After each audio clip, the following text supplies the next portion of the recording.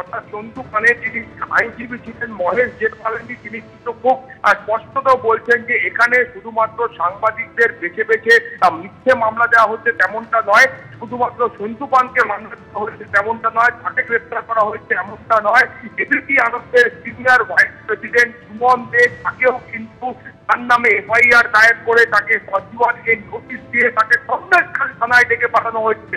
অর্থাৎ যে সাংবাদিকদের বা যে সংবাদ মাধ্যমের প্রশ্ন এই পুলিশ প্রশাসনের পুলিশের তরফ থেকে বা প্রশাসনের তরফ থেকে বা যে যে ব্যক্তি পছন্দ হচ্ছে না তাদেরকেই কিন্তু ডেকে পাঠানো হচ্ছে, তাদেরকেই কিন্তু হয়রানির শিকার হতে হচ্ছে।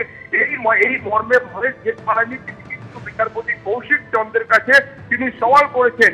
এর পাশাপাশি বিচারপতি কৌশিক চন্দ্র তিনি খুব স্পষ্টত রাজ্যের অ্যাডভোকেট জেনারেলকে উদ্দেশ্য করে প্রশ্ন করছে যে আপনার কোনো ধারণা আছে যে ভোট পরবর্তী সন্ত্রাসে ওই এলাকা কতটা ক্ষতিগ্রস্ত হয়েছে? ক্ষতিগ্রস্তদের বক্তব্য শুনেছেন, ভিকটিম মহিলা যারা নির্যাতিত হয়েছেন সেই নির্যাতিতা মহিলাদের বক্তব্য শুনেছেন। অভিযোগ এটা করা হয়েছিল যে দিনের আলোতে প্রায় 2000 লোক একটা বাড়িতে ঢুকে গুলি করে মেরে দেওয়া হচ্ছে, সেই বক্তব্য শুনেছেন।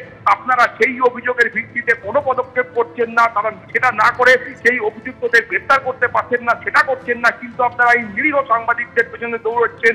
এই ধরনের অর্থাৎ পুলিশের উচিত অবিলম্বে সেই মর্মে পদক্ষেপ করা, এই বক্তব্য কিন্তু বিচারপতি কৌশিক চন্দ্র তুলেছেন। মূলত এখানে বিচারপতি কৌশিক চন্দ্রের এই মন্তব্যের পাশাপাশি জানো যে সন্তু পানের আইনজীবীরা তারা কিন্তু এই প্রশ্ন তুলেছেন যে এখানে অসৎ উদ্দেশ্যে কাজ করা হয়েছে। অর্থাৎ এই সন্তু পানকে যে মামলা হয়েছে বা অন্যান্য সাংবাদিকদের যে মামলা বিরুদ্ধে যে এফআইআর হয়েছে সেখানেও কিন্তু যে উদ্দেশ্য রয়েছে সরকারের বা পুলিশের বা প্রশাসনের, সেই উদ্দেশ্য নিয়ে তারা প্রশ্ন তুলছেন। সেখানে স্পষ্টত বলছেন অসৎ উদ্দেশ্যে এই কাজ করা হয়েছে। রাজ্যের তরফ থেকে যুক্তিতে বলা হচ্ছে এই ধরনের অভিযোগ তুললে সেক্ষেত্রে কারা কে বা কারা এই অসৎ উদ্দেশ্য নিয়ে করছে সেটা জানবার প্রয়োজন রয়েছে। বিচারপতির পাল্টা প্রশ্ন হলো সরকারের বিরুদ্ধে সন্তু পান অভিযোগ করছেন যে অসৎ উদ্দেশ্য নিয়ে কাজ করেছে, তাহলে সরকারের হয়ে কাকে এই মামলায় পার্টি করা হবে?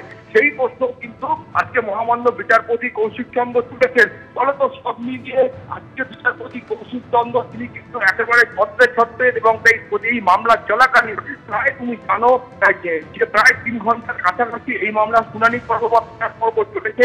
সেই সময় বারবার তিনি পুলিশের ভূমিকায় এবং প্রশাসনের ভূমিকায় তার যে অসন্তোষ ছিল সেই অসন্তোষ কিন্তু তিনি একেবারে স্পষ্টত ব্যক্ত করেছেন এবং তিনি খুব স্পষ্টত বলেছেন যে রাজ্যের তরফে একটা পর্যায়ে এটা সফল করা হয়েছিল যে সংবাদ মাধ্যমের তরফ থেকে যে তথ্য প্রমাণ দেওয়া হয়, যে রিপোর্ট দেওয়া হয়, সেই রিপোর্টের ভিত্তিতে কোনো আদালতে কোনো মামলা হতে পারে না।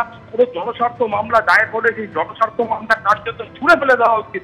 কিন্তু বিচারপতি কৌশিক চন্দ্র সঙ্গে সঙ্গে এর তীব্র প্রতিবাদ করেন এবং তিনি বলেন যে তিনি মনে করতেন না যে সংবাদ মাধ্যমের রিপোর্টের ভিত্তিতে কোথাও কোনো জনস্বার্থ মামলা দায়ের হলে সেই মামলাকে ছুঁড়ে ফেলে দেওয়ার আদৌ কোনো যৌক্তিকতা রয়েছে।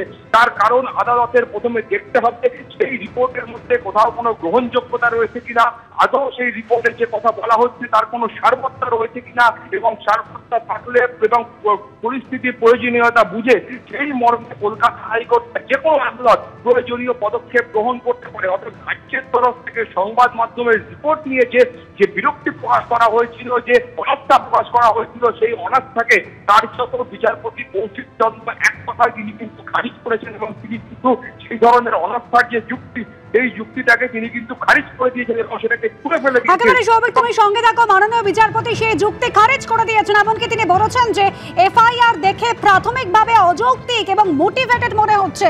এমনকি আজ আদালতে উঠে এসেছে সাংবাদিক সুমনদের বিরুদ্ধে এফআইআর হয়েছে, 41-এর নোটিশ দেওয়া হয়েছে। যে সাংবাদিকদের পছন্দ হচ্ছে না তাদের বিরুদ্ধে মামলা হচ্ছে, এমনই সওয়াল করেন আইনজীবী মহেশ জেঠমালানি। সৎ সাংবাদিকদের মিথ্যে মামলায় ফাঁসানোর চেষ্টা করা হচ্ছে, এমনই সওয়াল মহেশ জেঠমালানি।